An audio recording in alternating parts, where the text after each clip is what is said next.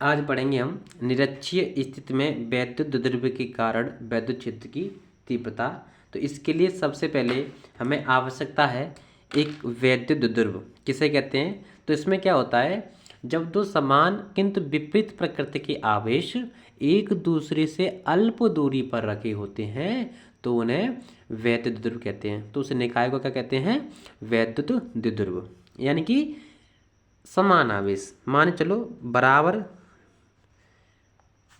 एक यहाँ minus Q आवेश रखा हुआ है, इसी थोड़ी दूरी पर प्लस क्यू आवेश रखा दो, इन्हें जोड़ दिया हमने इस प्रकार से।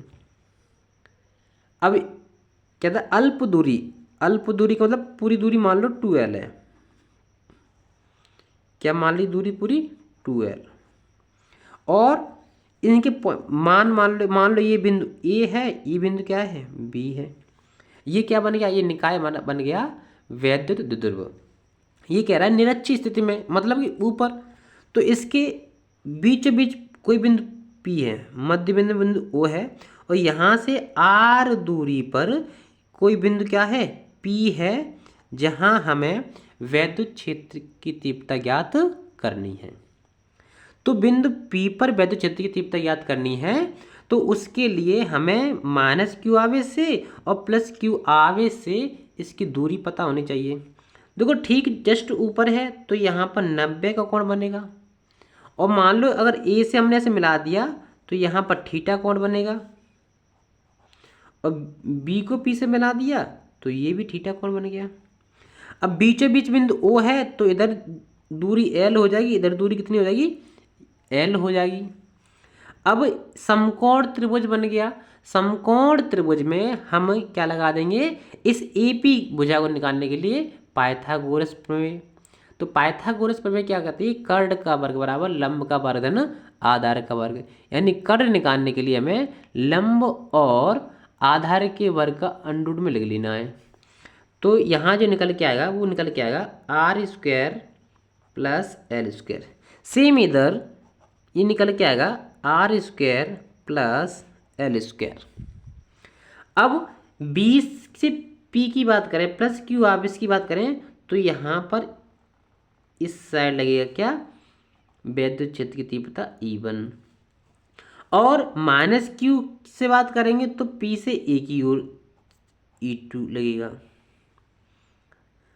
ठीक, अब जो आगे की प्रोसेस है वो हम पहले करते हैं, उसके बाद थोड़ा इसमें फिर दोबारा से फिगर बनाएंगे हम। तो हम मान लेंगे, माना AB एक वैद्युत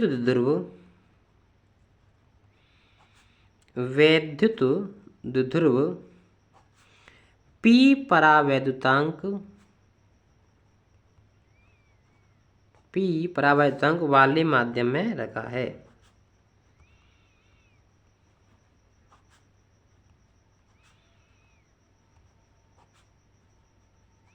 जिसके क्या माना, बीचों बीच बिंदु मध्य बिंदु O से R दूरी पर कोई बिंदु क्या है, कोई बिंदु P है, जहां हमें वैद्युत क्षेत्र ज्ञात करना है।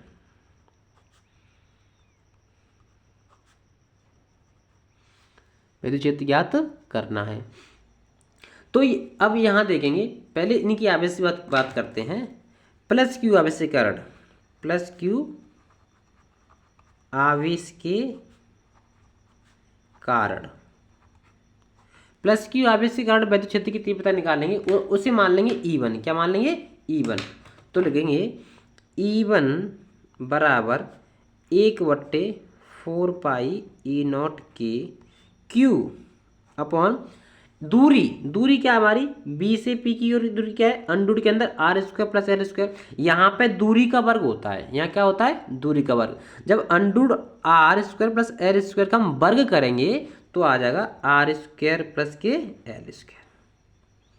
दिशा क्या होगी, B से P की ओर, B से P की ओर। अब हम निकालेंगे माइनस क्यू के कारण, माइनस Q आवेश के कारण। इसे मान लेंगे क्या, E2 मान लेंगे। तो E2 बराबर 1/4 पाई ई नॉट के Q अपॉन, अब माइनस Q ये रहा, P ये रहा, तो यहाँ से यहाँ तक की दूरी क्या है, R square plus L square, किसमें, अंडर रूट में। जब हम इसका वर्ग करेंगे तो अंडर हट जाएगा, तो क्या बचेगा, आर स्क्वायर प्लस के एल स्क्वायर। यहाँ दिशा क्या होगी, P से A की ओर होगी, P से A की ओर। अब हमने यहाँ थोड़ा ये देखा, क्या देखा कि E1 और E2 के मान बराबर हैं। E1 व E2 के मान कैसे हैं, मान बराबर हैं, किंतु क्या दिशा विपरीत है, दिशा विपरीत है। तो अब E1 और E2 को हम क्या करेंगे, घटकों में विभाजित कर लेंगे। किस में कर लेंगे, घटकों में। तो घटकों में विभाजित करने के लिए चित्र में नहीं देखेंगे, चित्र की साइड से देखेंगे। इधर देखो चित्र की साइड से, E1 घटक इस प्रकार से है और E2 घटक इस प्रकार से है। देखो यहाँ पर E1 ये रहा और E2 ये रहा। तो यहाँ पर जब इसके 36 घटक ऐसे करके लेंगे तो ये थीटा कोण, तो ये भी थीटा कोण होगा, ये थीटा कोण है तो ये थीटा कोण होगा, ये थीटा कोण है, तो इधर ये थीटा कोण है। तो जो थीटा से संपर्क में होता है वो होता है 36 घटक। तो इधर क्या हो जाएगा, E1 कॉस थीटा हो जाएगा, इधर क्या हो जाएगा, E2 कॉस थीटा।